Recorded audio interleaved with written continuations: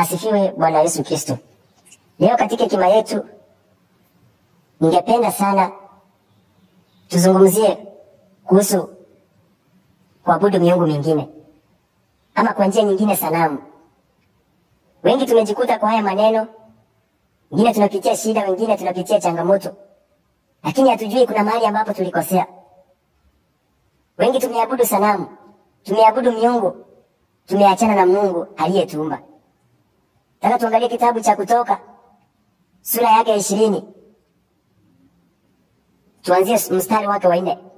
Inasema, usijifanyie sanamu ya miungu wa uongo au kinyago chochote kilicho mbinguni, katika nchi au majini chini ya dunia.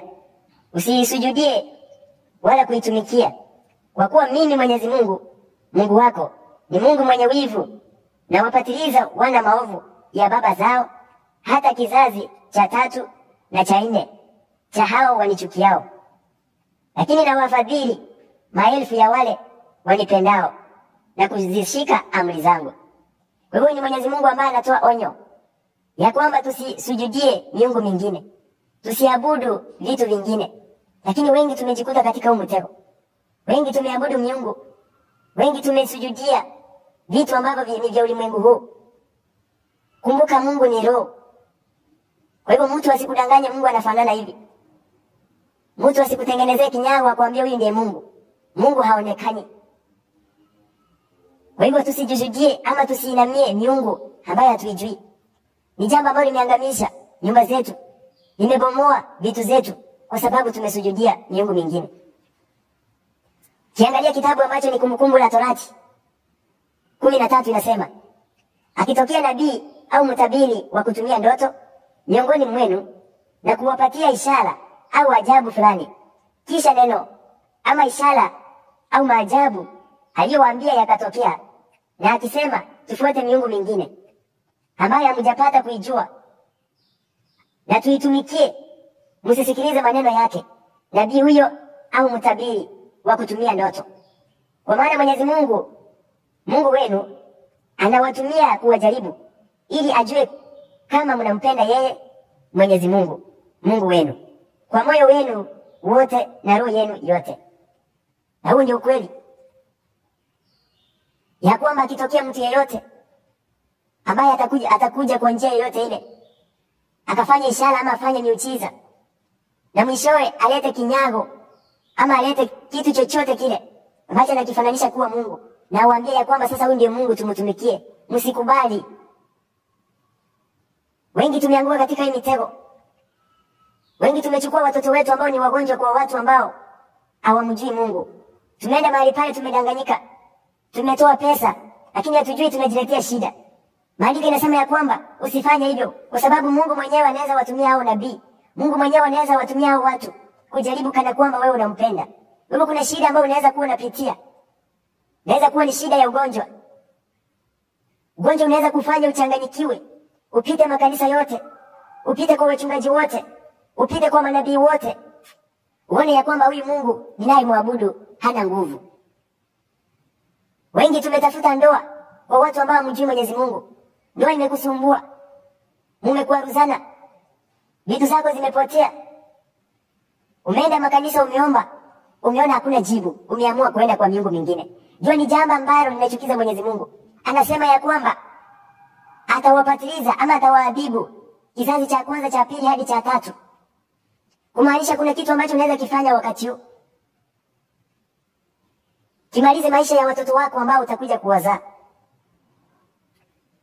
Wengi tumejichongea vinyago, tumejiwekea kwa nyumba zetu, tunaviabudu.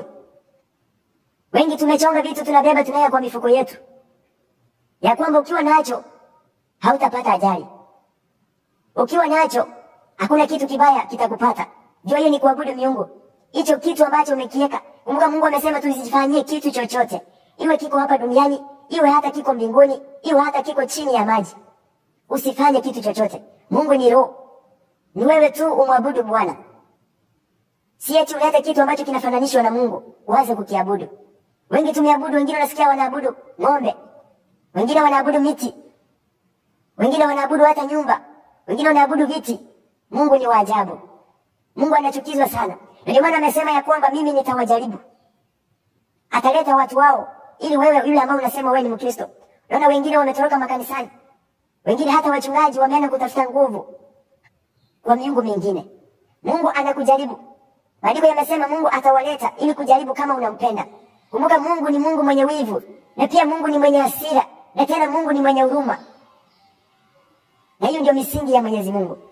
Kwa hiyo wale ambao tumepotea kwa sababu ya kuabudu miungu, turudi kwa Mungu tumuombe msamaha. Kumbuka kuna wakati ambapo mtumishi wa Mungu ambaye alikuwa anaitwa Danieli, mfalme alitengeneza kinyago kiabudiwe. Kumbuka walikuwa watumishi wa Mungu. Wakati mfalme alitengeneza kile kinyago, ikasemekana kila mmoja angekiabudu, angekiinamia. Mtumishi wa Mungu Danieli alikataa na alisimama hadi mwisho. Mfalme akasema ya kwamba hao watu wamekaidi amri yangu, wekwe ndani ya moto.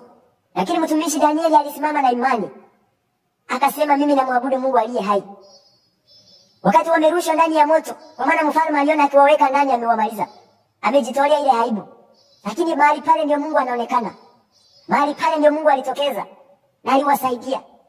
Kumaanisha kuna shida ambao unaweza sukumiwa, iwe ni magonjwa, mtu akudanganye uende kuabudu miungu mingine. Lakini jua unapokataa kuabudu miungu mingine, hapo ndio Mungu sasa atajibu maombi. Kwa maana unaposoma hiyo Kumbukumbu la Torati 13 uende mpaka mstari wake wa 6, inasema ikiwa ndugu yako wa tumbo moja au mwanao au bintio au mke wako umpendaye sana au rafiki yako mwandani atakushawishi kwa siri akisema twende tukaabudu miungu mingine ambayo wewe wala baba zenu hamuijui, baadhi ya miungu ya watu wanaoishi karibu nanyi au miungu ya watu waishio mbali, tokea njaa moja ya dunia mpaka njaa nyingine, usikubali kushawishiwa wala kumsikiliza au kumhurumia, wala usimwachilie wala usimfiche. Mstari wa 9 inasema bali utamuua. Mkono wako lazima uwe wa kwanza wakati wa kumuua, halafu wengine wote watafuata pia. Mpigeni mawe mpaka afe, kwa sababu amejaribu kukuvuta mbali na Mwenyezi Mungu, Mungu wako ambaye alikutoa utumwani nchini Misri. Kwa hivyo ni jambo ambalo lilikuwepo tangu awali. Angalia Mungu anasema ikitokea mtu yeyote, wengine tumeshawishiwa na ndugu zetu, wengine tumeshawishiwa hata na wazazi wetu, wengine tumeambiwa hata na marafiki zetu ya kwamba tuende tukaabudu mahali fulani, ya kwamba shida ambayo unapitia tuende mahali fulani. Hasa watu ambao kwa mfano kama ni mama, ujaizaa mtoto, umelia kwa muda mrefu mtoto, mtu anatokea, iwe ni shemeji yako, iwe ni dada yako, anakuambia kuna mtu mahali anapatiana watoto, tuende mahali pale. Na mnapofika mahali pale ni miungu mnaenda kuabudu. Kumbuka mtumishi Hana aliomba Mwenyezi Mungu amjalie mtoto. Mungu alikawia kujibu lile ombi. Lakini Hana hakuna mahali alienda kuabudu miungu mingine. Maandiko inasema ya kwamba Hana alizidi kuomba sana. Aliomba sana hadi wengine wakaanza kuwachekelea ama kumchekelea. Wengine wakaanza kumtukana. Hata mtumishi wa Mungu anamwambia wewe umelewa. Kwa hivyo kuna wengi ambao katika shida ambayo unaipitia umechekelewa, imekubidi uende kuabudu miungu mingine. Mungu anakataa. Ni jambo la chukizo. Wacha nikwambie ukweli katika hekima yetu. Ni jambo la chukizo. Kwa hiyo mahali hapa Mungu anasema iwe ni mtu yeyote usikubali. Na ukumbuka wakati ule sheria ya Musa ilikuwa inasema mtu akikuua na upanga na wewe unamuua na upanga. Kwa hiyo mahali hapa inasema ya kwamba akikuchukua wewe wa kwanza kumpiga. Lakini leo hii tunasema akikwambia hivyo wewe mkataze, kuwa wa kwanza kumkataza. Kwa hiyo shida ambayo unapitia isikufanye uache Mungu wako. Kuna siku Mungu atakukumbuka. Mungu anatujaribu na ndio maana huwa tunaomba sana Mungu asituweke kwa majaribu. Kwa hiyo shida ambayo unapitia Mungu anajua. Hata kabla hujaomba Mungu anasema mimi ninajua. Kwa hiyo shida isisababishe uende kuabudu miungu mingine. Subiri muujiza wako utatendeka. Hana alisubiri hadi muujiza wake ukatendeka. Alizaa mtoto ambaye ni kijana. Kumbuka Hana alikuwa na mwenzake ambaye alikuwa anaitwa Penina. Lakini Hana akazaa mtoto ambaye ni wa faida kubwa. Mtoto ambaye ni Samueli, nabii mkubwa. Kumaanisha unaweza kuwa unaombea kitu kinachukua muda, lakini matokeo yake yatakuwa mazuri sana. Unaweza kuwa unalilia mtoto, lakini Mungu atakupia mtoto ambaye ni wa faida. Mtoto ambaye ataheshimika wakati huo. Kwa hivyo tusubiri miujiza yetu. Shida zisitufanye tukimbilie miungu mingine. Kwa maana kumbuka, maandiko yanasema yule mwovu yeye alikuja kuangamiza, kuua na kuiba. Kwa hivyo usidhani unaenda kupata usaidizi. Na ndio maana wengi ambao wamepata watoto kupitia njia hizo, watoto hao wako na shida. Wengi wako kwa vifafa, wengi wako kwa magonjwa ambayo hayaishi, wengi wanaanguka chini. Ni kwa sababu Mungu anachukizwa sana. Ni kwa sababu ile miungu ambayo ulienda kuabudu, ile miungu ambayo ilikupea mtoto, ile miungu ambayo ilikupea mali imeanza kudai, na utakuwa na amani. Wewe tusubiri miujiza yetu, tuachane na mambo ya kuabudu miungu mingine, kwa maana ni chukizo mbele ya Mwenyezi Mungu. Tuwe wavumilivu jinsi ambavyo Danieli alikuwa mvumilivu. Hata kama ameambiwa, ametishiwa, yeye anasimama na msimamo wake. Wewe watu tusimame na misimamo yetu. Ambie mtu ya kwamba mimi naye muabudu, hata kama imechukua muda, mimi ninasubiri Mungu wangu atatenda kwa wakati wake. Kumbuka Mhubiri 3 anasema kila kitu kinatendeka kwa wakati wake. Kuna wakati wa kucheka, kuna wakati wa kulia, kuna wakati wa kuomboleza, na tena kuna wakati wa furaha. Hiyo ndio hekima yetu. Kwa hivyo kuna wakati ambapo unaweza kuwa unalia, lakini subiri Mungu wako. Kuna wakati atakufanya ufurahie. Wewe tuachane kuabudu miungu mingine, tuachane kuabudu sanamu zingine. Wengi tumejivalisha pete, hata nguo ambazo tunavaa hazina utukufu. Kuabudu sanamu imaanishi lazima uchonge kinyago. Kuna vitu ambavyo tumejiwekea, tunaviamini ya kwamba nikiwa na hiki kitu hakuna kitu kitanipata kibaya. Nikivalia hii nguo hakuna kitu kitanipata kibaya. Nikivaa hiki kiatu hakuna kitu kitanipata kibaya. Nikivalia hii pete hakuna kitu kitanipata kibaya. Kwa hivyo tuachane na hayo mambo. Hiyo ni njia moja ya kuonyesha unaamini. Mungu anasema wakati unaaminia hiyo kitu ni kama umekifanya kuwa Mungu wako. Kwa hivyo tuachane na mambo, tuamini Mungu aliye hai na Mungu aliye mbinguni. Na asifiwe Bwana Yesu Kristo.